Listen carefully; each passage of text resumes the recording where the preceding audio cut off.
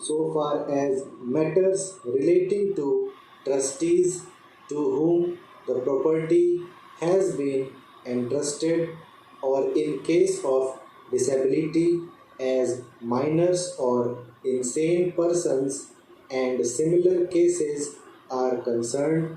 Of course, we will have to take all necessary precautions, and if necessary we can extend the time so that these persons who are suffering under any disability should not in the long run suffer on account of the provisions of the Limitation Act.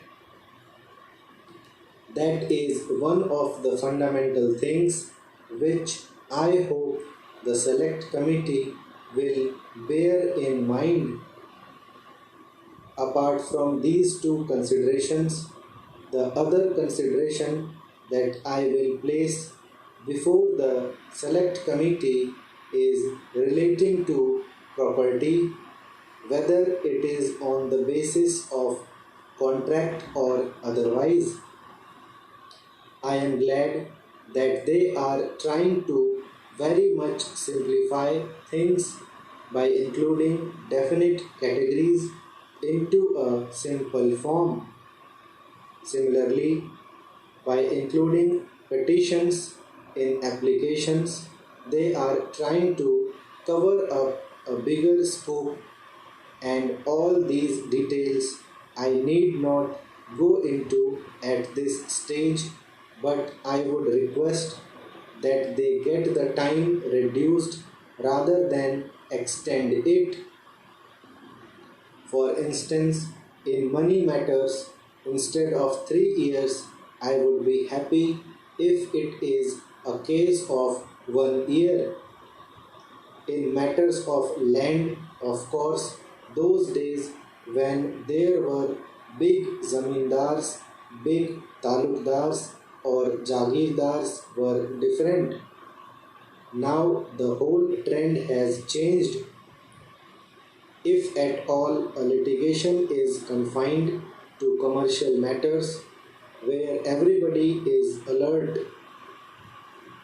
the circumstances do demand, and if there is anything wrong, if somebody wants to claim something from the other party, it is no use sleeping over it. So the period of limitation should be considered in all these matters from this angle, that so far as possible let the litigation be introduced or let the suit be filed as early as possible, and accordingly the disposal could also be done.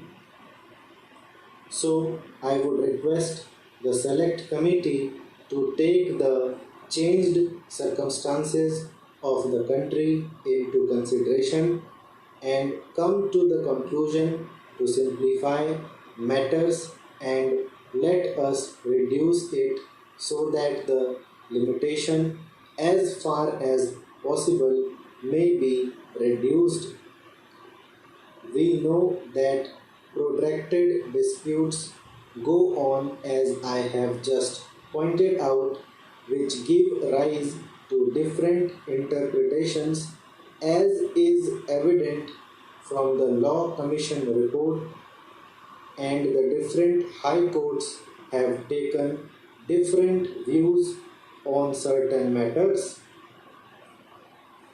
That creates confusion, that creates difficulties, unless either in the old decisions there is a clear decision of the Privy Council, or at present there is a clear decision of the Supreme Court, difficulties would arise.